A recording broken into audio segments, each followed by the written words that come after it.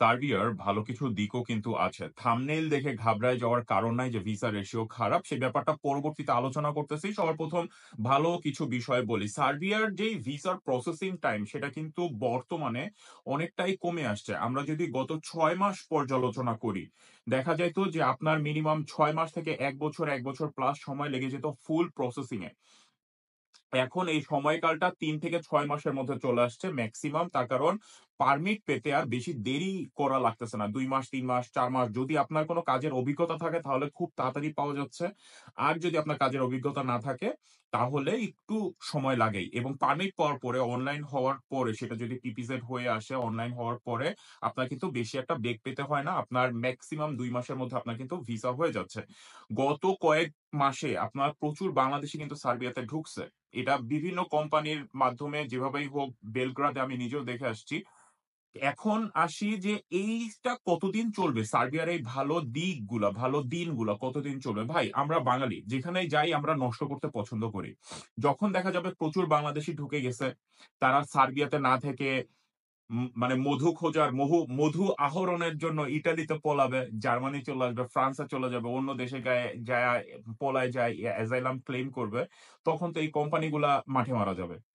লোক আনলাম কাজ করানোর জন্য, কাজের টাইমে আমি লোক পাইলাম না। তাহলে কেন এই কোম্পানিগুলা বাংলাদেশ থেকে লোক আনবে? গত কয়েকদিনে আবার দ্বিতীয় আরেকটা কাহিনীও আছে। সাপ্লাই কোম্পানির মাধ্যমে প্রচুর লোক কিন্তু আপনারা আসতেছেন। সাপ্লাই কোম্পানি কিন্তু অহরহ আপনাকে কাজ দিতে পারতেছে না। এটা ওয়েদার এর উপরে ডিপেন্ড করে, সময়ের উপরে ডিপেন্ড করে, এরিয়ার উপরে ডিপেন্ড করে। কিছুদিন আগে খবর পেলাম যে অনেক লোক ৫০-১০০ লোক বসে আছে। তারা বিভিন্ন কোম্পানিতে একই এলাকায় আসছে এবং সেখানে কোন কাজ নাই। তাদেরকে দেখা যায় যে সপ্তাহে ১ দিন, সপ্তাহে ২ দিন এরকম কাজ দেয়। এইটা করে আপনি কিভাবে চলবেন সার্বিয়াতে আমাকে বলেন? বেতন যেখানে সর্বসাকুল্যে সবকিছু বাদ দিলে হাইয়েস্ট আপনার ৫০০-৬০০ ইউরো আপনি বেতন পাইতেছেন। সেখানে যদি আপনাকে প্রতিদিন কাজই না দেয়, তাহলে যদি ৳২০০-৩০০ ইনকাম করে আপনি কিভাবে চলবেন বলেন? তো এই জিনিসগুলো আমাদের ২ পক্ষ ২ দিকটাই আমাদের বিবেচনা করতে হবে। ১, সাপ্লাই কোম্পানির আন্ডারে এসে কাজ দিচ্ছে না। দ্বিতীয়, বাংলাদেশী কম টাকা যেহেতু সার্বিয়াতে বেশি টাকার লোভে তারা পড়ায় চলে যাচ্ছে। সো ২ দিকেরই কিন্তু দোষ আছে। এখন আমরা ভিসা রেশিও খারাপের কথা কেন বললাম? দেখেন, গত বছরের হিসাব এই বছরের এপ্রিল পর্যন্ত একটা হিসাব আমরা পাইছিলাম যে আপনার প্রায় ৬০০ সামথিং ৬৩৯ বা ৬৫০ লোক আমরা ধরি ঢুকছে। কিন্তু তারপরে যে সময়কালটা চলে গেছে এপ্রিল, মে, জুন, জুলাই, অগাস্ট, সেপ্টেম্বর। আপনার এই ৬ মাস যদি আপনি বিবেচনা করেন, প্রচুর লোক কিন্তু আপনার সার্বিয়াতে ঢুকছে। এটা আমরা ভবিষ্যতে যখন তারা সারা বছরের ক্যালকুলেশন দিবে বিএমইটি থেকে তখন আমরা কিন্তু এটা পাবো। তো হিসাব অনুযায়ী আপনার প্রচুর লোক সার্বিয়াতে ঢুকছে। এখন যখনই দেখা যাচ্ছে যে প্রচুর লোক ঢুকতেছে, আবেদনও করতেছে অনেক, সেই জায়গা বিবেচনা করে অনেক কোম্পানি নামমাত্র কিছু সাপ্লাই কোম্পানির কাছ থেকে ওয়ার্ক পারমিট কিনে আনতেছে। তার কারণ এই সাপ্লাই কোম্পানিগুলো আপনাকে কাজ দিতে পারবে না। আপনাকে শুধু সার্বিয়া এনেই আপনারা বসায় রাখবে। সেই কথায়ও সেই চুক্তিতেও অনেকে সাইন করে আসতেছেন। ভাই এত সোজা না ইউরোপের লাইফ। ঠিক আছে? এখন আমার মেইন কথায় আসি। সুতরাং যখনই একটা নামমাত্র সাপ্লাই কোম্পানি থেকে আপনার ওয়ার্ক পারমিট গুলো আনা হচ্ছে, যেখানে ধরেন যে সে কাজ দিতে পারবে ৫ জনরে, সেখান থেকে ৫০ জনের পারমিট বের করতেছে। এই ৫০ জনের কি ভিসা হবে? না, হবে না। তারা বিবেচনা করে দেখে। হয় পিপিজেড এ ধরা খাবে, না হইলে ওই পিপিজেড যদি কোনভাবে বাইরেও করে নিয়ে আসতে পারে আপনার কমার্শিয়ালিস্ট তো না, আপনার লয়ার ধইরা তারপরেও ধরেন যে আপনার ওয়ার্ক পারমিট গুলো ঠিকই আসলো। কিন্তু ভিসা যখন তারা দিতে যাবে একবার হইলেও তো ফোন দিবে। আরেকবার একটু দ্বিতীয়বার বিবেচনা করবে। তখন দেখা যায় যে আপনার ভিসা গুলা হচ্ছে না। তো এরকম আমরা অনেক রেকর্ড পাইছি যে ২ বন্ধু আবেদন করছে। তাদের ওই গ্রুপে আরো ৫-৭ জন ছিল। সেই ৫-৭ জনের ভিসা হয়ে গেছে, ওই ২ জনের হয় নাই। এরকম অনেক পাইছি যে এক বন্ধুর হইছে আরেক বন্ধুর হয় নাই। ভিসা হয় নাই। সবকিছু একবারে সেম, হুবহু সেম। সুতরাং যেই কোম্পানির ক্ষমতা নাই, সেই কোম্পানির আন্ডারে থেকে যদি আপনি অনেকগুলা পারমিট বের করেন, তখন আপনার ভিসা না হওয়ার চান্স বেড়ে যাচ্ছে। এই হিসাবটা বুঝে আমরা বললাম যে, আপনার ভিসা রেশিও এখন খারাপ যাচ্ছে। কিন্তু তাই বলে এইটা না যে আপনার লোক যাচ্ছে না।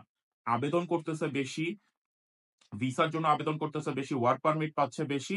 সেই দিক বিবেচনা করে আগে যেখানে ধরেন ১০০ জন লোক আবেদন করত সর্বসাকুল্যে, এখন সেখানে আবেদন করতেছে ১,০০০ জন ভিসার জন্য। তো এই ১০০ জনের ধরেন হয়তোবা ৫০ জনের ভিসা হইতো।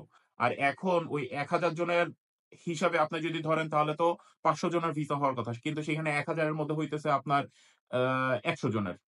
তার মানে কি? আপনার প্রায় যেখানে 50% রেশিও ছিল সেইটা কমে এখন 10% এ চলে আসছে। তার কারণ আবেদন করতেছে বেশি। ইন টোটাল আবার নাম্বার বেড়ে যাচ্ছে। আপনি এই ক্যালকুলেশন যদি আমি বুঝাইতে পারি আমি জানি না আপনারা বুঝতে পারতেছেন কিনা। আগে ১০ জন আবেদন করত, ভিসা হইতো ৫ জনের। এখন আবেদন করে ১০০ জন, ভিসা হইতেছে ধরেন আপনার ১০ জনের, ১৫ জনের। ইন টোটাল ভিসা সংখ্যা বাকু ওইখানে ৫ জন ছিল এখন ২০ জন হচ্ছে। কিন্তু ওই দিক থেকে আবেদন ছিল মাত্র ১০ টা এখন হইছে ১০০ টা। সুতরাং আবেদন যেহেতু বেশি করতেছে রেশিও তখন কমে যাচ্ছে। ভিসা হওয়ার চান্স কমে যাচ্ছে। তো সুতরাং যদি আপনি কোন কাজ জেনে থাকেন সেটা কনস্ট্রাকশন লাইনে হোক অথবা রেস্টুরেন্ট লাইনে যদি কাজ জেনে থাকেন তাহলে আপনার পারমিট গুলো আসতেছে। আপনার হয়তোবা আপনি সার্বিয়াতে আসতে পারবেন এবং আপনি কাজও করতে পারবেন। যদি আপনি মনস্থির করে ফেলেন যে আমি সার্বিয়াতে আসবো। সার্বিয়া না হোল ইউরোপে যদি আপনি একবার মনস্থির করে ফেলেন যে আমি ইউরোপে ঢুকবো, ভাই ঘরে বসে না থেকে যেকোনো একটা ভাষা শিখেন। প্লাস আপনি দয়া করে হাতের কাজ শিখে আসেন। কনস্ট্রাকশন রিলেটেড অনেক ধরনের কাজ আছে। প্লাম্বারের কাজ হইতে পারে, আপনার ফিটিংস এর কাজ হইতে পারে, ইলেকট্রিকের কাজ হইতে পারে। বিভিন্ন ধরনের কনস্ট্রাকশন রিলেটেড কাজ আছে। এইগুলো আপনি যেকোনোভাবে আপনি শিখে আসেন। তাতে হবে কি এইখানে এসে আপনার আর বসে থাকা লাগবে না। আপনি রেগুলারলি কাজ পাবেন। হাতের কাজ যে জানে ইউরোপে সে বসে থাকে না। যেই দেশেই যাক না কেন। তারপরে যখনই আপনি দেখবেন যে আমি সার্বিয়ার জন্য আমি চেষ্টা করতেছি, বাসা থেকে এট লিস্ট বেসিক কিছু ভাষা আপনি এট লিস্ট শিখে আসেন। এট লিস্ট শিখে আসেন। এতে কি হবে অন্য যেই ১০ জন আছে, ১০ জনের মধ্যে হয়তোবা আপনি একটু কাজ জানেন, আপনার কোন একটা এক্সপেরিয়েন্স আছে, আপনি একটু হইলেও ভাষা পারেন। আপনি তখন লিড দিবেন। ওই ১০ জনের মধ্যে যখন কাজে ডাকবে, আপনাকে সবার ১ম এ ডাকবে। সুতরাং সবার গ্রুপের মধ্যে ফার্স্ট হওয়ার চেষ্টা করেন। তো এইটা হইলো একটা সাজেশন দিলাম। সার্বিয়ার বর্তমান সিচুয়েশন যদি ধরেন, ওই একই অবস্থা। আপনার আগের মতো ডেলিভারিতে প্রচুর লোক কাজ করতেছে। আর হইলো গিয়ে আপনার বাংলাদেশীদের সিচুয়েশন যদি ধরেন, মেক্সিমাম তারা পলায় যাইতেছে এবং পলায় যাওয়ার চেষ্টা করতেছে। কিন্তু অন্যান্য কান্ট্রি থেকে আপনি পলায় যখন যাচ্ছেন, সার্বিয়া থেকে বহু গ্রুপ আপনি পাবেন। যারা আপনাদেরকে হেল্প করতেছে পলায় যাওয়া। অবশ্যই সেটা টাকার বিনিময়ে। আপনি রাস্তায়, রাস্তায় ঘুরলে আপনি এরকম প্রচুর আপনি মধ্যস্থতাকারী পাবেন যে তোমাকে অমুক দেশে দিয়ে যাবো, অমুক দেশে দিয়ে যাবো, এত টাকা লাগবে। তো এইটা হইলো সার্বিয়ার এক ধরনের সুবিধা। গেম মারতে সুবিধা। এটা আসলে আমার প্রচার করা ঠিক না। কিন্তু তারপরেও মানে কি আর বলবো? মানুষ এত জ্বালায় বিভিন্ন দেশ থেকে, "ভাই অমুক দেশে আসবো। এইখান থেকে গেম দেওয়া ভালো হবে না ওই দেশ থেকে গেম দেওয়া ভালো হবে?" তো আমি কিছু সিচুয়েশন আপনাদের সামনে তুলে ধরলাম আরকি যে, বিভিন্ন ধরনের সুবিধা পাবেন। আর বাঙালি যেহেতু আছে কমিউনিটি অলরেডি তৈরি হয়ে গেছে। সুতরাং সুবিধা তো একটু হইলেও পাবেন। যাই হোক, লাস্টের দিকে একটু বেশি কথা বলে ফেলছি। কিন্তু মেইন জিনিস এইটাই। ভালো দিকও আছে। ভিসা হচ্ছে, লোক আসতেছে। কিন্তু ওই দিক থেকে ইন টোটাল রেশিও কমে যাচ্ছে। যদি আপনার ডিরেক্ট কোম্পানি থেকে আসে, তাহলে তো আলহামদুলিল্লাহ ভালো, আপনার চান্স অনেক বেশি। আর যদি আপনার ওদের যে মিনিস্ট্রি ওইখানে যদি কোন লিঙ্ক লবিং না থাকে, উকিলের যদি ভালো পাওয়ার না থাকে, সাপ্লাই কোম্পানির পাওয়ার যদি ভালো না থাকে, ভিসা না হওয়ার চান্স অনেক বেশি। না হওয়ার চান্স। আর যদি আপনার ভালো কোম্পানি হয়, ডিরেক্ট কোম্পানি হয়, আপনি কাজ জানেন, আপনার কোম্পানিও ভালো, তখন আপনার ভিসা হওয়ার চান্স অনেক বেড়ে যায়। ভালো থাকবেন সবাই। দোয়া করবেন আমার জন্য। আল্লাহ হাফেজ। আসসালামু আলাইকুম।